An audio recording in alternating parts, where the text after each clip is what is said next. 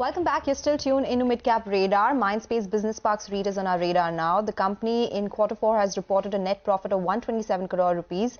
The occupancy has improved while rents have increased on a YOY basis as well. To discuss more on their Q4 performance, Ramesh Nair, the CEO of Mindspace Business Parks REIT, is joining us now. Mr. Nair, good afternoon. Thank you so much for joining us. Always a pleasure speaking with you. While rents have seen an improvement, so have the occupancies. I wanted to understand the dividend distribution plan going ahead. It has marginally declined on a quarter-on-quarter basis, but what is FY25 looking like? It has been on a quarterly basis, it has ranged around that 4.8 rupees per unit mark. Thanks, Sonal and Vivek, for having me on your show. Definitely good results. Our occupancy went up to 90.6%. Non-SEZ occupancy was at 96%. We saw a total of 2 million square feet of quarterly leasing.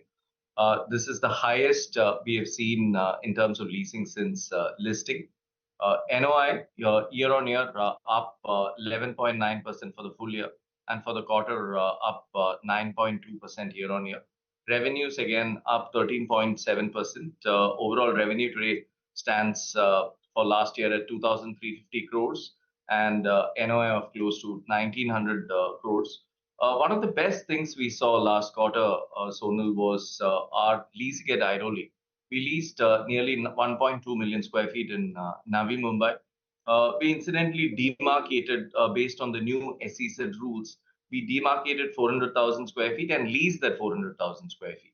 So did all that in one quarter. The other positive was also the releasing spread.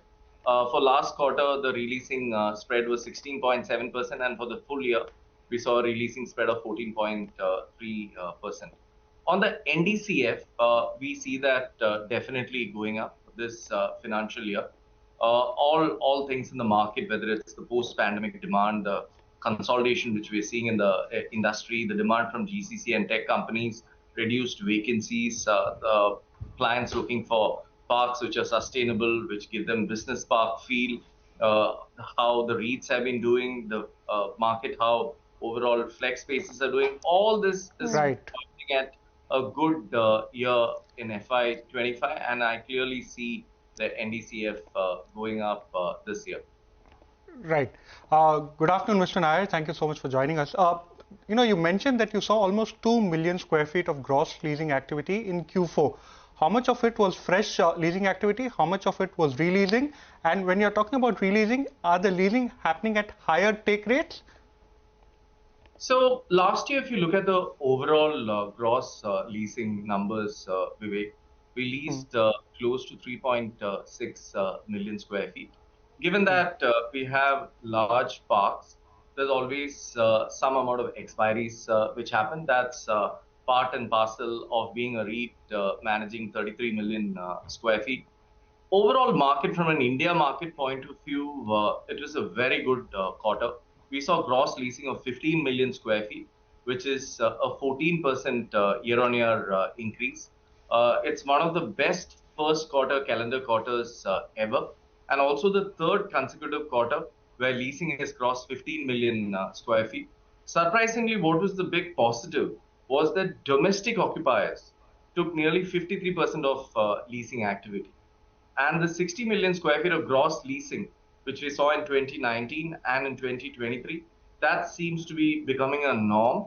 But definitely what we have seen is post-election, if you look at 2014 or 2019, the demand is typically accelerates after election results. And all our four cities where we have a presence, whether it's Hyderabad, Pune, Mumbai or Chennai, all of them seeing some good amount of RFPs. We total those RFPs to close to a 15 million square feet number. Okay. Mr. Nair, now that we've spoken about how last year was, let's try and understand what the future will look like. You said dividend will be higher. Can you give us a sense of your leasing pipeline? And as my colleague asked, the new lease that has happened, how much of it has come by renewal? How much of it is new clients? And will you also see rent increasing in FY25? So new clients which we are getting, if you look at our parks today, 60% of the new demand, Sonal, comes from existing clients. 40% comes from new clients. Rental increase in some parks, for example, our Hyderabad park, over the since we listed in August 2020, we have seen a rental CAGR of close to 7.6%. But overall, I think a rental increase of anywhere between 4 to 6% is a good benchmark, and we see that happening in our parks going forward. Can you give us a sense of how you expect occupancy rates to trend in FY25 and as well as FY26? And going forward, how much fresh land are you looking to acquire?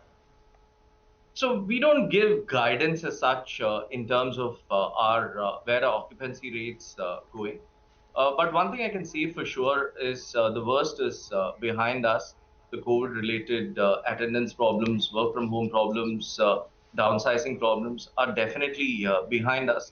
So we see the occupancy rates going up. In terms of new development, there is a pipeline of close to 9.3 million square feet. This includes 2.4 million square feet of vacant area leasing, which we need to lease, 4.4 million square feet of new development pipeline, and 2.5 million square feet of future development.